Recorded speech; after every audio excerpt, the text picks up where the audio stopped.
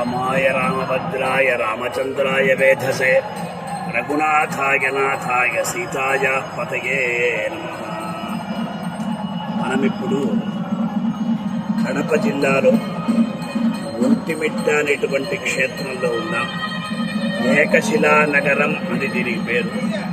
ఈ ఏకశిలానగరంలో సీతా లక్ష్మణ సమేతుడైనటువంటి రామభద్రుడు ఇక్కడ వేంచేసి ఉన్నాడు. ఇది చాలా విశిష్టమైనటువంటి నగరం.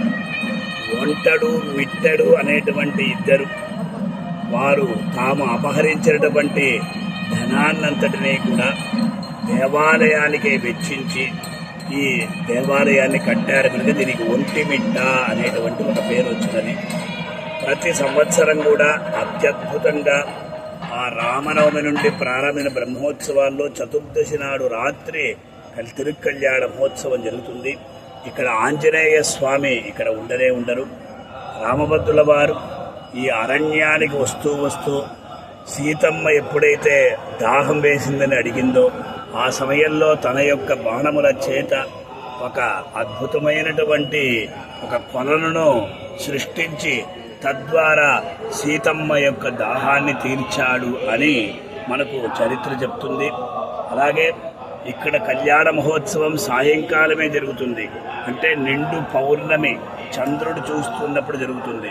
కారణం ఏమిటంటే ఈ రామభద్రుని యొక్క దివ్యమైనటువంటి కళ్యాణ మహోత్సవాన్ని సీతారాముల కళ్యాణ మహోత్సవాన్ని తిలకించేటువంటి భాగ్యం తనకు దక్కలేదు అని చంద్రుడు అడిగాట. అందువల్ల చంద్రుని కొరకు ఆ సీతమ్మ రామభద్రుల వారికి చెప్పి ఈ ప్రకారంగా కళ్యాణ మహోత్సవం జరుగుతుంది. ఇప్పుడు సంప్రోక్షణ చాలా వైభవోపేతంగా జరుగుతున్నది. ఎంతో అద్భుతంగా ఈ దేవాలయాన్ని అంతటినీ కూడా అక్కడ చక్కగా తీర్చిదిద్దారు. అలాగే పుష్పశోభితంగా, అలాగే ఋగ్వేదము, యజుర్వేదము, సామవేదము, అథర్వణ వేదం అంటే 4 వేదములు కూడా ఇక్కడ పఠించబడుతున్నాయి, పారాయణం చేయబడుతున్నాయి. అదే రీతిగా 4000 దివ్య ప్రబంధాలు, శ్రీభాష్యం, గీతాభాష్యం, రహస్యత్రైసారం మొదలగు ఆ పురాణాలు, వేదాంత దేశ గ్రంథాలంతా కూడా ఇక్కడ చాలా అత్యద్భుతంగా జరుగుతూ ఉన్నాయి. ఇలా ఈ ప్రకారంగా అక్కడ మనం ఈ సంప్రోక్షణ కార్యక్రమంలో పాల్పంచుకుంటున్నాం. ఒక్కసారి దేవాలయాన్ని పరికించండి. 3 గోపురాలు ఇక్కడ ఉన్నాయి. అందువల్ల ఆ 3 గోపురాలతో క్షేత్రం చాలా చక్కగా భాషలుతుంది. ఒకే శిలతో సీతా లక్ష్మణ రాముల యొక్క విగ్రహం తయారు చేయబడినది. అద్భుతమైనటువంటి ధ్వజస్తంభం ఉన్నది.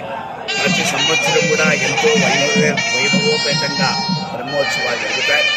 4 రోజుల పాటు అష్టబంధన, అలాగే రామాయణం సంపూర్ణంగా హోమం గావించబడుతుంది. పునర్వసు నక్షత్రంలో అంటే 9/3/2025 పునర్వసు నక్షత్రం ఆదివారం అప్పుడు ఈ స్వామివారికి సంప్రోక్షణ కార్యక్రమం జరుగుతుంది. మనం అందరం కూడా ఈ ప్రదేశానికి వచ్చి ఆ ఒంటిమిట్ట ఏకశిలానగరానికి వచ్చి సీతాలక్ష్మణ సమేతమైనటువంటి రామభద్రుడిని దర్శించుకొని హరిద్దాం. ఓం నమో రామాయ.